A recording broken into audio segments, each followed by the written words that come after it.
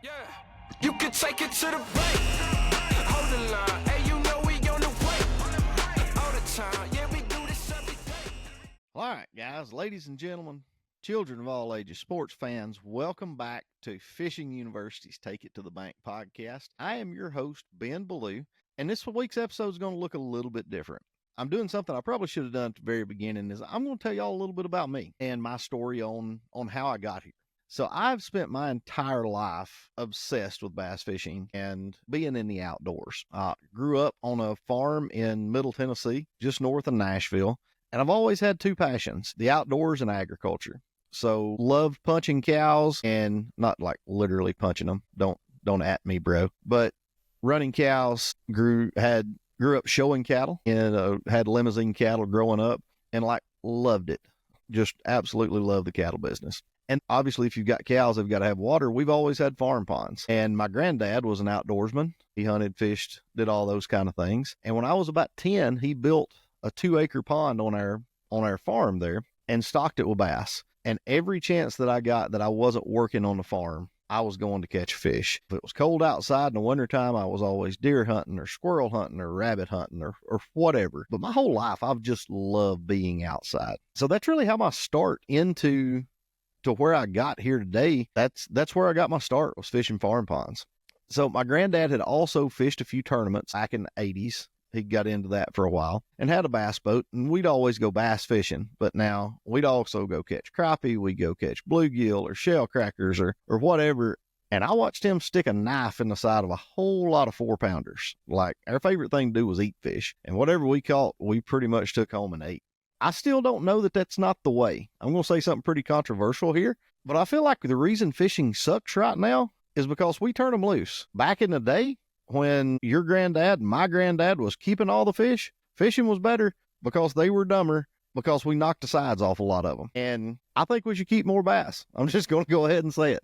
I feel like we should fillet more bass. There you go. There's my first controversial comment of the day. But not to get into the craziness and the bullshit. I promised you we wouldn't. But I do want to tell you guys, again, a little bit about what got me here. So went to the University of Tennessee at Martin, majored in agriculture. I got an ag business degree. And while I was there, this would have been in 2000, was my first year at Martin. I'd fished some tournaments. Let me back up just a little bit. So while I was in high school, I really wanted to buy a bass boat. I was reading everything I could on Bassmaster magazine, watching Bob Cobb and the Bassmasters, and watched Iaconelli win the Classic in 2003. And that really inspired me to go fish tournaments. So I wanted to buy my own boat. And my parents are like, what the hell? We don't have a boat. We're not buying you a boat. You're 17 years old. I'm like, okay, well, I still want to buy a boat. They're like, well, figure it out. If you can make enough money to go buy a boat, then that's fine. So again, I love the cattle business, and I talked to them, and I drew up a business plan at 17 on how I could go buy some feeder calves. Went to the stockyard and I bought 40 or 50 feeder calves, kept them all alive, done everything I was supposed to do. Fed them every day, pretty much lived with those things for a couple of months. And I made some money, and I went and bought my first bass boat at the age of 17. And I used to pull this thing to school on Thursdays and then leave from school and go fish the Thursday afternoon tournament at Defeated Creek on Cordell Hull Lake. My very first tournament I ever fished, very first time I got paid. I'll never forget, caught a 5-pounder on a jig out of a friend's boat when I was probably 16, I guess, was the first time I ever got paid. And then I was hooked. Like, I love bass fishing. It made me so happy, every time you get that bite. And I love the competition of it. I played sports in high school, played football, played basketball, played golf, all that kind of thing. So I've always enjoyed doing a bunch of different things. But again, my passions were agriculture and fishing, hunting, that kind of thing. So fast forward, I go to the University of Tennessee at Martin, and I had to sell that boat. It was a Stratus 285 Pro, had a Johnson GT 150 on it, and I popped it. The motor blew up on it. We was fishing Center Hill one day in a Macon County Bass Club tournament, and motor blew up. I mean, hell, I'm a broke-ass college kid, so I didn't have the money to fix the boat, put a new motor on it, put a new power head, whatever on it. So I had to sell it. So I started fishing as a co-angler my freshman year of college. I was 18, 19, something like that. And then this was at the very beginning of when college fishing was getting started. So this was 2006, 2007. Bass and FLW at that point had not gotten into college fishing whatsoever. They were really, was kind of an afterthought to them.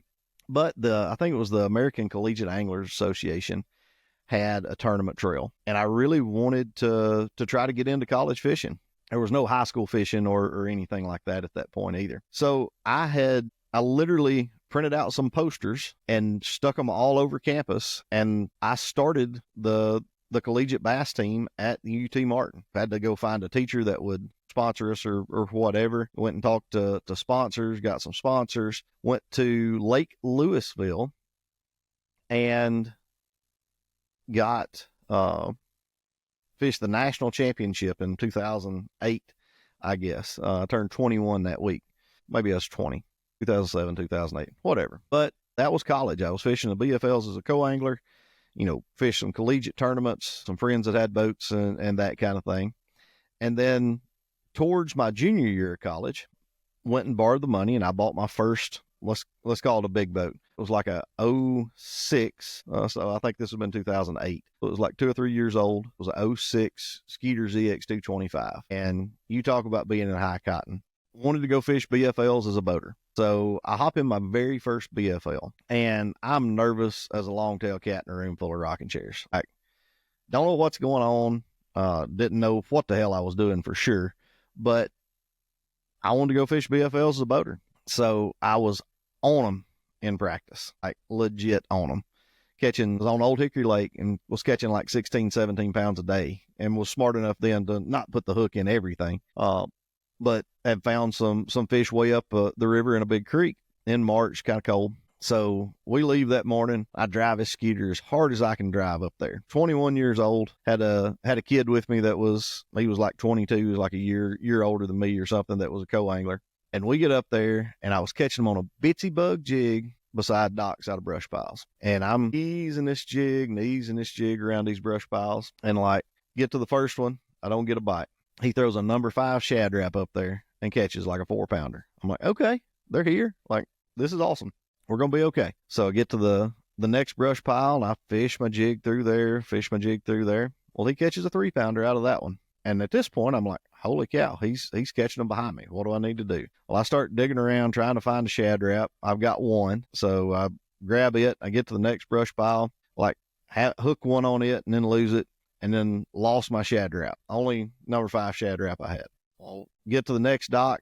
He catches another one behind me. So now he's got 3 and I've got 0. And I like completely spun out. We pulled up to a stump. I'll never forget this my entire life. Pulled up to a stump. I flipped my jig over on this stump, because now at this point I'm out of shad wraps, and drag this jig over the stump, flipped literally all 4 sides of it, front, back, side to side, hit this thing, more ways than Mike Tyson. Nothing. And he caught his 4th keeper off that thing, and I completely spun out. Like, when it ended up, he finished 2nd in the tournament, and I zeroed out of the front of the boat. Like, it was an epic beat down ass kicking that I took out of the front of the boat. And that was the very first time bass fishing humbled me. And it's humbled me a million times since then.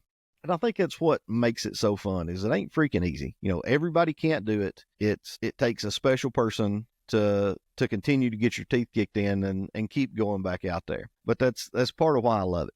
So that was while I was still in college. Ended up going to fished every chance I could get. I go to work in the afternoons, and I pull my boat to work in the afternoons at UT Martin, and I go over to Kentucky Lake, and really developed a love for Kentucky Lake at that point. And this was kind of when side imaging first came out, and people were figuring out how to catch them on ledges. And like, this is when Van Dam was dominating down there, and everybody was catching 18 or 20 pounds or whatever. And I learned so much those couple of years. Had my son while I was in college. His name's Ryder. He's 15, about to be 16. I've also got a little girl named Charlie Grace. He is 4, and love my kids to death. They're amazing. Right after started fishing the Bass Master Weekend Series. This is when ABA was affiliated with Bassmaster. You could go to the Classic and fish Kentucky Lake, the Kentucky Lake division of the ABAs, because the regional was back on my home lake of Old Hickory, and finished don't know, 30th or something in points that year. Was pretty happy with how I did. I learned a bunch, caught some fish in every tournament, like was kind of rolling. Got my co-angler woes past me at that point, and was rolling pretty good. So I go into, this would have been in 2009. My son was just a baby. And go into Old Hickory, get to Old Hickory for the regional there, and I finished, I don't know, 12th, 13th, 14th in it. It was in the fall, pretty tough derby, and I had a pretty good one, like 250 boats, and that qualified me for the national championship. And like at this point, I'm like, I'm all in. Like, I want to go pro. This is what I want to do. But I got a young son, had just gotten married. Life was just graduating college that year. Like, life was kind of hitting me in the face, and I ended up going to the Weekend Series National Championship and finished 50th on Lake Dardanelle out there that year. Got $1,800 for finishing 50th at the Weekend Series National Championship.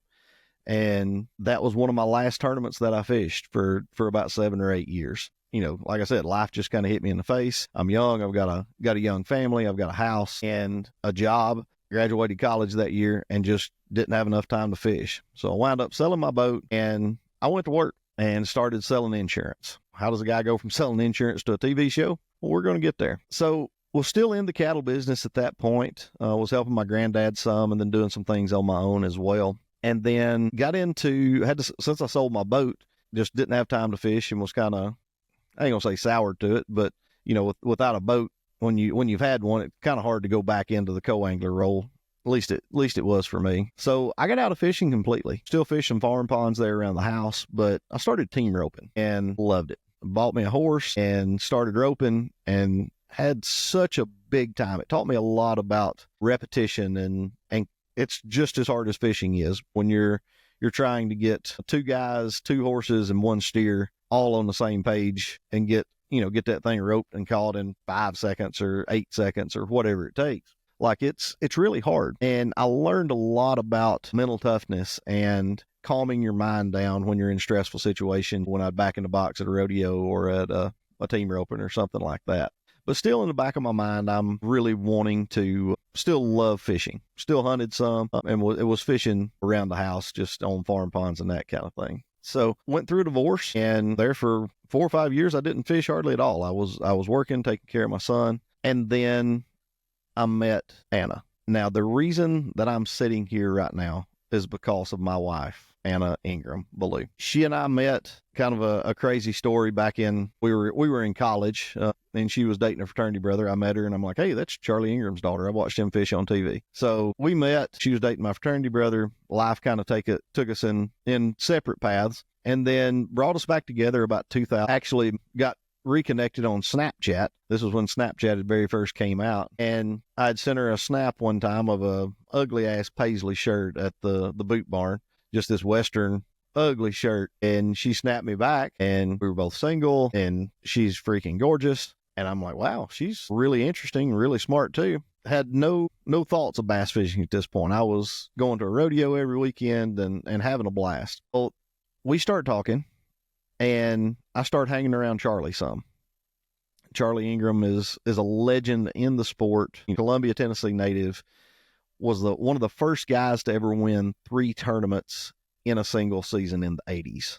A true badass. Was one of the big 5 or 6 guys. You got Roland Martin and Bill Dance and Hank Parker. Charlie is right up there with those guys. Roomed with Guy Aker for a long time. So Charlie had the TV show for 30 years at that point, and I get to hanging around him and Anna, and I'm like a recovering crack addict being around his old friends. I mean, Charlie's on the phone with Larry Nixon. He's on the phone with Gerald Swindle and whoever. And I'm like, wow, these are guys that I've looked up to forever. I mean, I remember reading books with Charlie in them. So I'm really, really trying to get back into fishing. My son now at this point is 7 or 8, and he loves it. It was a way that we could connect. So I went out and I bought a javelin. It was a 19-foot javelin, had a 175 on it, and started fishing some little tournaments. Would fish some, local afternoon derbies on Old Hickory or whatever, and he loved it. So the very first tournament that he and I ever fished, he was 7. We won. It was a Tuesday afternoon out of Davis Corner, and I was back into it hardcore. He loved it. He's a great fisherman. I'd rather have him in the back of the boat than most people that I have in my boat. Just loves it. He fishes all the time, and I feel like that's where a lot of his passion came from. So fast forward a little bit. I'm still team roping every weekend. Anna and I are engaged, and Ryder, I'm still fishing as well in between working and having cattle and all this good stuff. Anna and I took Ryder to watch Charlie weigh in. He was still fishing the FLW Tour at this time. Probably been in 2015, 16, I'm thinking. And we're driving back, and I told Anna, like, I've never been great at anything. I'm a generalist to the core. So I have, played a round of golf under par before. Played high school golf. Probably could have walked on in college, but would not have been the best. Probably been the worst golfer on the team, but I there's a chance I could have made the team. I mean, I was shooting in the 70s pretty consistently playing golf. I've always loved playing music, play guitar, play bass, sing a little bit. I'm pretty decent at it, but I'm not great. Same thing with team roping. Was pretty decent at team roping, but for me to continue to grow and to get better, I needed to buy another horse. And a step up horse, kind of at the level that I was needing, was going to cost at that time, I don't know, $15,000, $10,000 or $15,000 for a horse. So I'm talking to Anna on the way back home. We'd just been to the tournament. Charlie took Ryder up on stage, and he got to hold up a fish. It was a really cool memory for all of us. But I'm like, Anna, I really want to be great at something. And she's like, well, what about fishing? I'm like, I'd love to, especially, with your dad and everything, all the experience that he has. She's like, I bet he would help you. So I go talk to Charlie. I'm like, hey, I'd really like to get back into fishing. And this was in 2000, right at the end of 2016. And he says, well, if you want to do it, I'm going to fish the Opens next year. I'm not going to fish the FLW Tour. If you want to do it, I'll sell you my boat this year. You buy it. I'll give it to you at a good deal.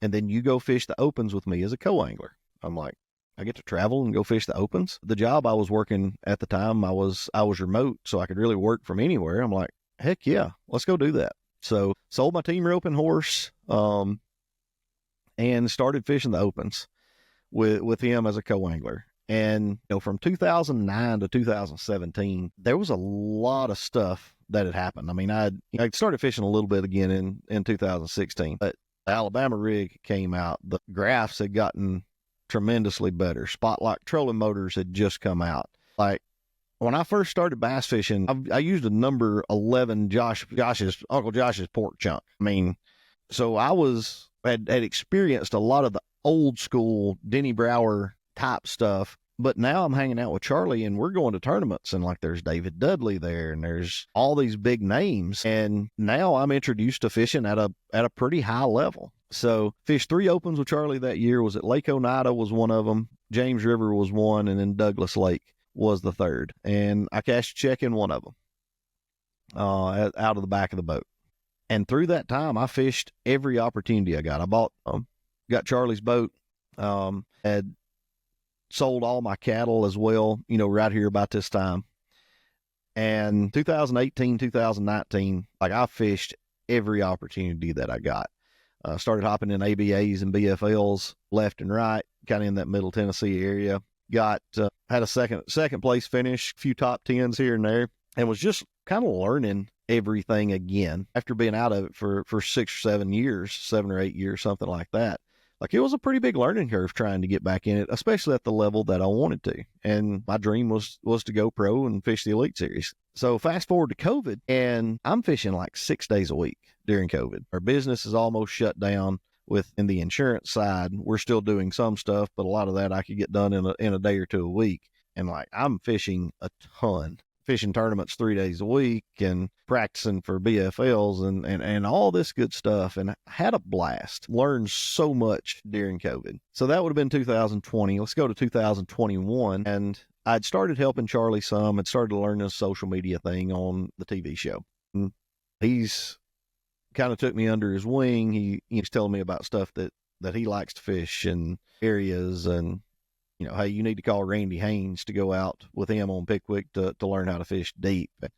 So he's been such a huge influence and a huge help to get me to where I am. Well, as we go forward, 21, started helping him and Ray with the show a little bit, doing some social media stuff, going to some meetings with them, running the camera boat, just really learning a little bit about the business. And in 21, he calls, and I'll never forget, it's on a Wednesday, and I'd just gotten off the phone with my boss at the time, a absolutely wonderful man in the livestock insurance business, that was like, hey, I know you're fishing a lot. I were building a house or remodeling a house. Like, you've got a lot of things going on, but let's get focused on insurance again. Yep, you bet, John. Needed to. 100%. Well, Charlie calls and he says, Ray's sick. Ray Brazier was his business partner. Ray'd been a part of the show for 15 years, I guess. He said, hey, Ray's sick. Don't know what's going on, but not feeling well. And I need you to go film a TV show. And I'm like, okay. So called my boss back after he tells me that I need to get refocused. I'm like, hey, I'm going to take a week or two vacation here and go help Charlie film these shows, and I'll take care of all my work and all that good stuff. He said, okay. So I go to Ashland, Wisconsin with Charlie, drive 13 hours up there, and I'm like, I know absolutely nothing about filming a TV show. Like, nothing. The only camera I'd ever used was a little Fujifilm disposable deal, or the one on my iPhone 6 at that point. Like, it was crazy. So we go up there. We're fishing northern smallmouth in Shawamigan Bay, and trying to hear my redneck ass say Shawamigan was pretty hard. But was up there on Shawamigan Bay, fished with some guys from Spro, and caught a few smallmouth, learned a lot. Get back, Ray's still sick. We go film another couple of shows the next week in Georgia. Met Wes Logan. He was the very first pro that got in a boat with me. And at this point, I'd been fishing, I don't know, 80 or 90 days a year for the past 3 or 4 years. Like, I was hardcore into it and researching and, watching Bass University, and I'd run into some great friends and fish BFLs. And like, I'm a pretty hardcore fisherman at this point. So knew what end of the rod to grab at least. So later that year, Ray calls and he says, hey, I don't know. Turns out his health scare wasn't as bad as he thought. He said, but I'm just ready to not be on the road anymore. He said, do you want to buy me out? And he offered me a deal that I couldn't refuse. And I came home, I talked to Anna, and we talked to Charlie, and I ended up buying his half of Fishing University. Quit my job in the insurance business, and now I'm working with my father-in-law. And family businesses are tough. I don't really care what business you're in. If you work with family members, it's tough. But Charlie has been absolutely amazing. My wife, Anna, we're on the road 80 days a year now. So now she's got, this is about the time my daughter was born, and she was born in 2020. So now Anna's single momming it. She's a realtor here in the Middle Tennessee area, and a damn good one if you ever need one. She will sell your property quicker than a hiccup. Give her a call, Anna Ballou at McEwen Group. But there's a little sponsored plug for you. But she said, I'll take care of everything at home. If you want to do this, if this is your dream, then go for it. I'm like, okay. So forever thankful for the sacrifices that she makes. Most amazing person I've ever met. She's absolutely phenomenal. But I started, and again, I didn't know anything about, I'm just a regular dude. Like, I'm like one of you guys that are listening right here. Didn't grow up with a silver spoon in my mouth, have everything given to me. Just literally got lucky and sent a Snapchat to the right girl who ended up being the most amazing person I've ever met. Got married into a really cool family. So that's when I started. And I don't half-ass anything. Whatever I do, I jump into with both feet, head first, hardcore. And that's kind of how I approached, Fishing University. So I started on the TV show and immediately started making changes. We were getting cameras and learned, still don't know really how to run a camera that good, but know about cameras and learned about lighting, and really started focusing on social media and trying to get all that stuff going. And the thing about Charlie is he's been doing this for 40 years. Like, he'd pretty much been doing everything the same way for the past 15. So I come in and I'm like, hey, how about this? How about that? And there was some rubs occasionally, but now he has been extremely open and easy to work with when it comes to trying new things on the show. So we've changed the format, and, fast forward to last year, I've been wanting to do a podcast for a while. I enjoy talking to people, through the TV show. I've got to be in the boat with Ott Defoe. I've got to be in the boat with Kyle Welcher and Wes Logan and Ed Lochran and Jeremy Lawyer, and the list truly goes, Russ Lane, Mike McClellan. The list goes on with the people, Brad Hite and Randall Tharp and Brandon Cobb and, Brian New. All these guys that I've looked up to and that I watched fish for sure when I was younger, a lot of them when I was younger. And then when I got back into it in the, around 2017, these guys that were on the Elite Series and that kind of thing. So wanted to start a podcast then, and there was just too many bass fishing podcasts. There's still too many bass fishing podcasts. It's a very crowded space. But what I thought about the podcast, I thought about doing some legend stuff or, just never could really find my niche. So let's fast forward to a few weeks ago. We're driving back from Oklahoma. We tried to film a show out there, and the weather was just absolutely horrible. Like it was zero, thumping ice out of rod guides. And Charlie and I both fished for, 8 hours on a lake out there and never had a bite. Not the lake's fault. It was legit conditions.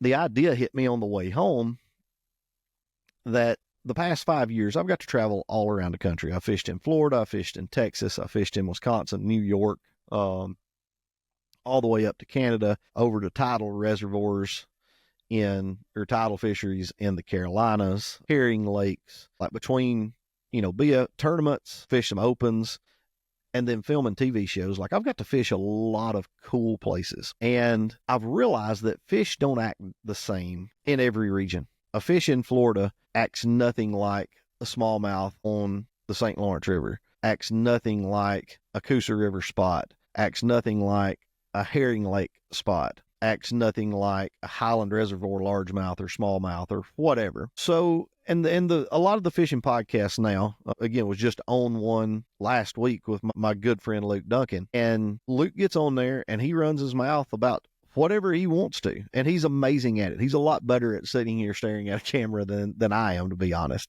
Luke's great at it. Luke's opinionated and calls balls and strikes and tells you what's going on in bass fishing from his point of view. And, I've always loved listening to Luke. I've always loved watching Bass Talk Live. I like watching, Matt Airy and Brian Thrift on Let's Talk Fish and learn so much from podcasts. But they're all about current events or tournaments, or it's just some buddies that get together and, they're drinking beer, and which is fun. Absolutely nothing wrong with that. But what I wanted to listen to podcasts for was to learn. I've always loved consuming knowledge, reading books, watching YouTube videos, however I could get it, to try to make me a better fisherman so I could win some more bass tournaments. And I feel like there's a lot more of you guys out there that are like me. Again, I'm just a regular freaking dude.